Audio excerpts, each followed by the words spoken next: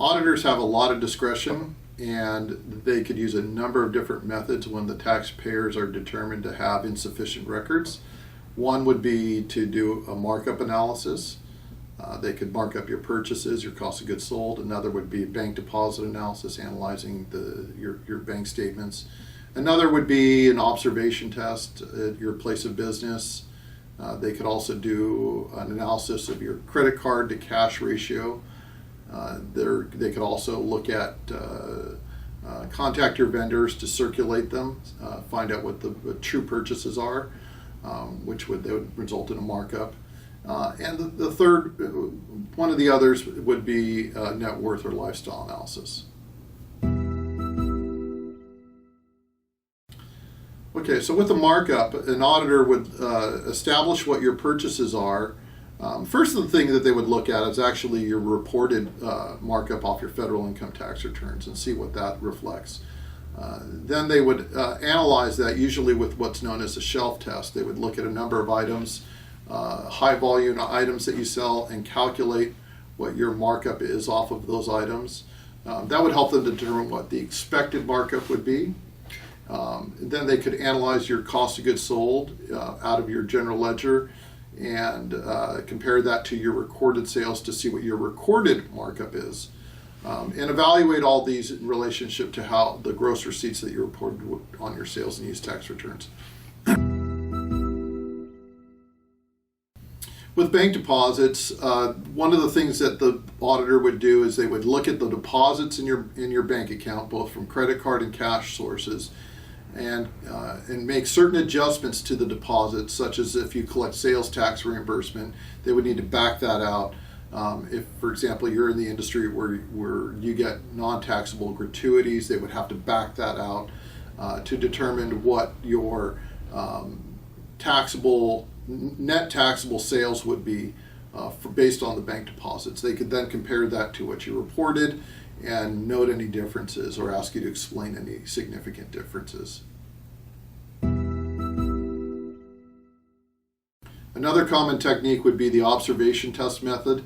This is where the auditor would come into your place of business, spend a day or maybe over several days, and they would observe what's going on at your business. They would observe the volume of sales, the volume of customers, the types of sales that are occurring at your place of business, and then once they gathered that information, they could then compare it to what they see in your records to determine if your records seem to be complete and accurate.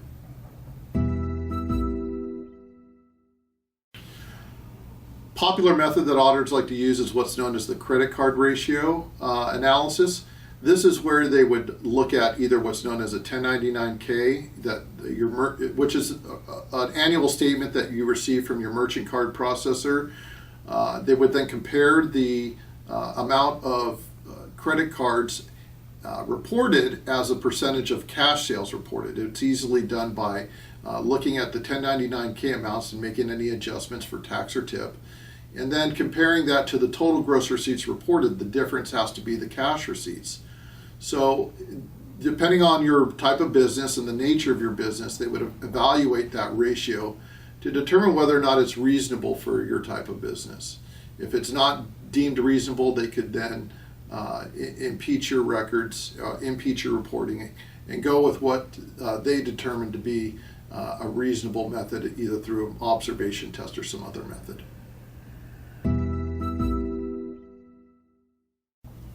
So frequently during an audit, the auditor may question whether or not the purchases that they have that you've recorded in your books and records is complete. And the way they would do that would be to circulate the vendors. That is, they would send a letter to your major vendors and ask them to provide a detailed report on the total purchases that they've made from you over a certain period of time. They would then evaluate the reports that they get back from the vendors to what's in your books and records, and to determine whether or not your purchases are complete. This is usually done in conjunction with a markup analysis, but the first step would be they might question the completeness of your purchases. Another tool that an auditor could use is what's known as the lifestyle or net worth analysis. If you're only operating one source of income, you have a business that's your sole source of income, and you're not reporting a lot of sales, and yet you're living in a $3 million home and driving an expensive luxury car, it would be fair game for the auditor to ask, where did the money come from to finance the lifestyle that you're enjoying? And if you can't provide a sufficient explanation, the presumption they could make would be that the money came from your business, from the source of income, the sole source of income that you have, or the sole source of income that can be documented. And then they can then impute the amount of sales that would have to be made to generate the net income that would be required to finance your lifestyle.